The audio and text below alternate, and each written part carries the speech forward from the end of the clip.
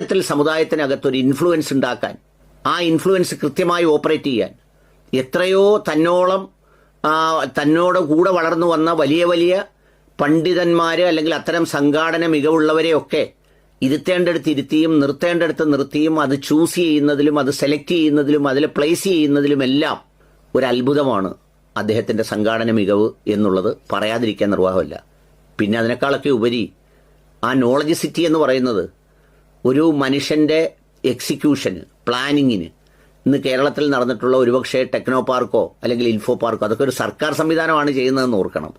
ഒരു സംഘടനാ സംവിധാനത്തിൽ ചെയ്ത മഹത്തരമായ സംഗതികളിലൊന്നാണ്. അത്തരം സ്ഥാപനങ്ങളിൽ പണിയെടുക്കുന്നവർ, ജോലി ചെയ്യുന്നവർ, അതുപോലെയുള്ള ആളുകളൊക്കെ അടങ്ങുന്ന വലിയൊരു സംഘത്തെ, പിന്നെ ഈ അന്താരാഷ്ട്ര സമൂഹത്തിൽ ഒരുപാട് മനുഷ്യരുമായി ബന്ധപ്പെടാൻ എല്ലാവരും പറയും അവിടെ വഹാബികളല്ലേ, മറ്റേടുത്ത് അതല്ലേ, അവിടെ പോകുമ്പോൾ എങ്ങനെ പള്ളിയിൽ പോകുന്നു ചോദിക്കുമ്പോൾ അതെല്ലാം കാണുന്ന ഒരു ഉസ്താദിന് പറ്റും. അതാണ് അദ്ദേഹത്തിൻ്റെ ഒരു ഫ്ലെക്സിബിലിറ്റി, അല്ലെങ്കിൽ അതിൻ്റെ ഒരു വയബിലിറ്റി, ഒരു അഡാപ്റ്റബിലിറ്റി. അദ്ദേഹത്തിൻ്റെ നേതൃത്വത്തിലാണ് ഈ ജാഥ നടക്കുന്നത്. പിന്നെ മറ്റൊരു പ്രധാനപ്പെട്ട കാര്യം ഇതിൻ്റെ സന്ദേശമാണ്, മനുഷ്യർക്കൊപ്പം. സുന്നി പ്രസ്ഥാനങ്ങൾ പലപ്പോഴും അങ്ങനെയാണ് അവരുടെ നിലപാടുകൾ സ്വീകരിച്ചിട്ടുള്ളത്.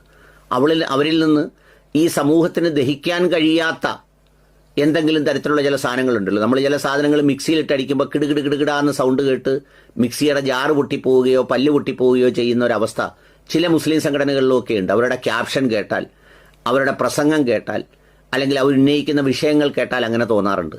പക്ഷേ സുന്നി പ്രസ്ഥാനങ്ങളുടെ വിഷയത്തിൽ അങ്ങനെയല്ല.